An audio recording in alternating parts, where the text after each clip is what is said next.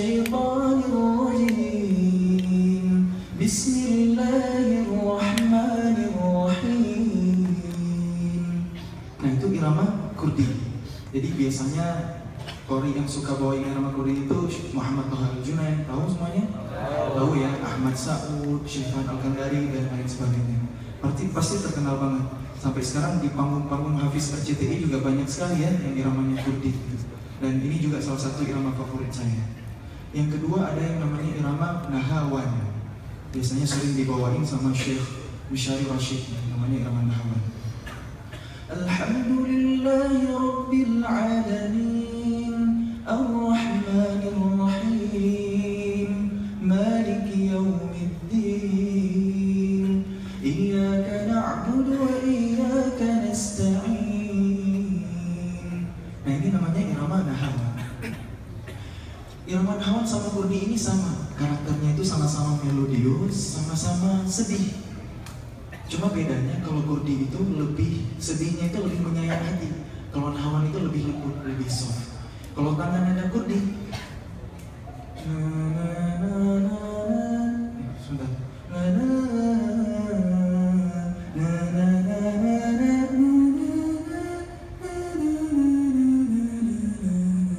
Nah itu tangan nada dari irama Kurdi. Kalau Nahawan,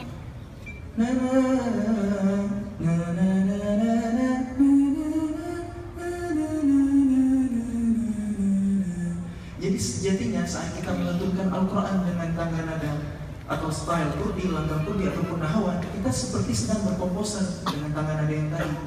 Jadi nggak ada tuh istilahnya itu mah irama Mishari Rashid, ini irama Toha Al-Junaid. Enggak demikian. Itu irama itu bukan milik mereka, tapi mereka membawakan dengan karakter mereka, dengan style mereka, menggunakan langgam tertentu itu yang ada disiplin ilmunya dalam ilmu maqamat Al-Quran namanya.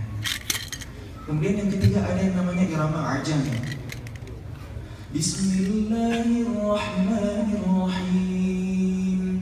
Fabi'ayyi ala'i rabbikuma tukadziban. Tangan nadanya itu do re mi fa sol la si do. Jadi persis dengan tangan nada yang kita kenal di dunia musik modern gitu.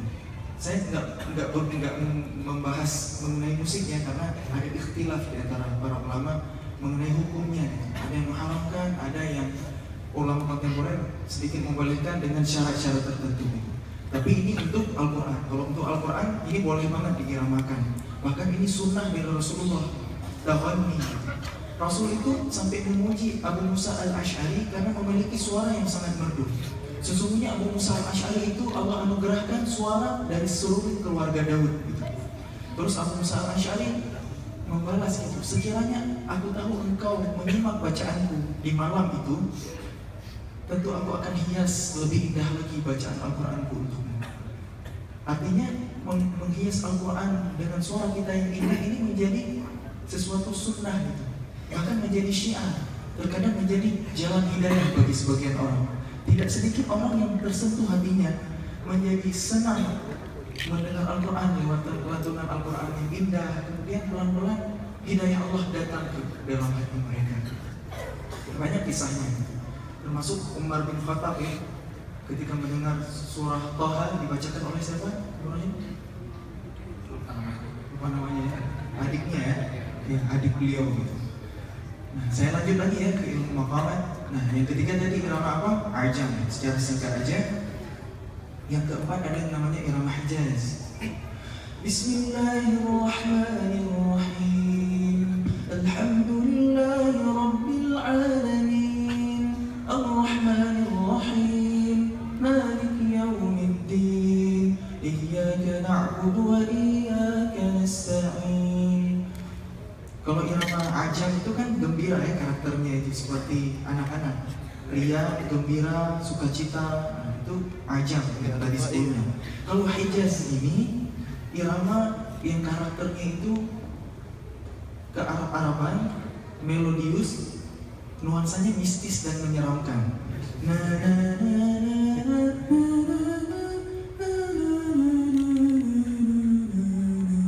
Nah itulah irama Hijaz, serem gitu. Itu itu yang keempat apa tadi urusan Hijaz. Nah, kemudian yang kelima ada yang namanya irama bayati. A'udzu billahi minasy syaithanir rajim. Bismillahirrahmanirrahim. Tahu Syekh Bandar Balila atau Syekh Mahir Al-Wakili? Alhamdulillahi Rabbil Alamin Ar-Rahmanir Rahim Maliki Yawmiddin Iyyaka na'budu wa iyyaka nasta'in. Nah ini namanya langgam bayati. Kemudian ada yang keenam namanya langgam sobar. Ihdinas siratal mustaqim siratal ladzina an'amta 'alaihim ghairil maghdubi 'alaihim waladdallin. Amin. Kalau bayati itu karakternya itu berwibawa, serius. Tapi kalau sobat itu karakternya itu paling sedih di antara semua langgam.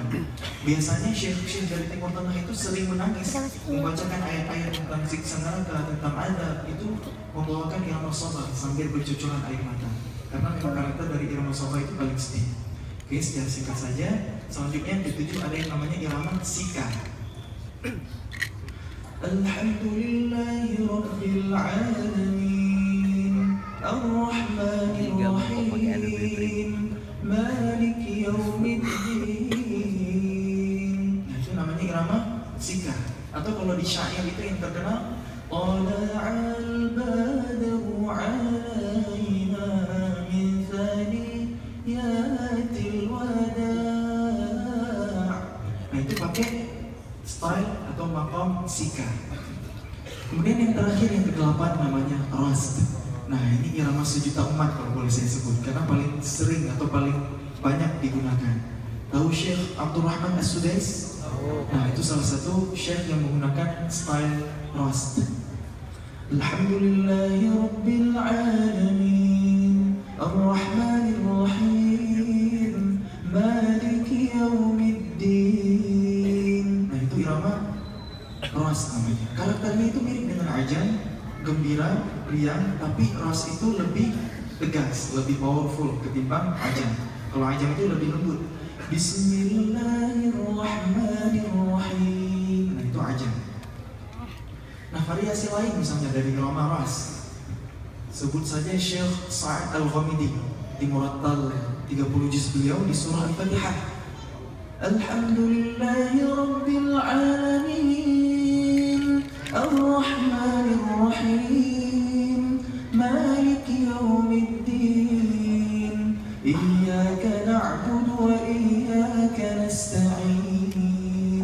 Nah ini iramanya juga awas, cuma bedanya variasinya, tangga nadanya sama.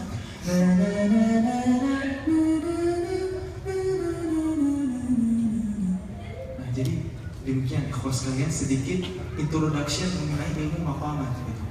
Nah ilmu maqamat ini tidak hanya diaplikasikan saat membaca Al-Quran, bisa ke dalam syair, nasyid, atau adzan. Nah, adzan juga pakai ilmu maqamat gitu. Misalnya adzan kurdi, Allahu Akbar, Allahu Akbar. Nah, itu azan kurdi. Kalau azan nahawan, Allahu Akbar, Allahu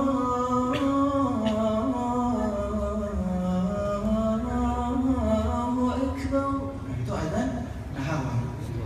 Kalau azan ajab, Asyhadu an la ilaha illallah, Asyhadu an la ilaha illallah. Cuma kalau di Indonesia jarang. Kalau saya sering temukan ini di Abu Dhabi, tapi bukan saya berkunjung ke sana, tapi via YouTube. Iya. Kemudian yang keempat, Hijaz. Hijaz ini paling sering dibawakan dalam maqam azan. Paling sering apalagi di Masjidil Haram. Allahu Akbar, Allahu Akbar, Allahu Akbar, Allahu Akbar. Nah, ini namanya maqam Hijaz. Kemudian yang kelima bayati.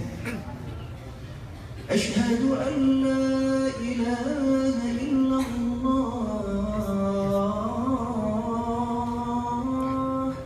Asyhadu an la ilaha illallah.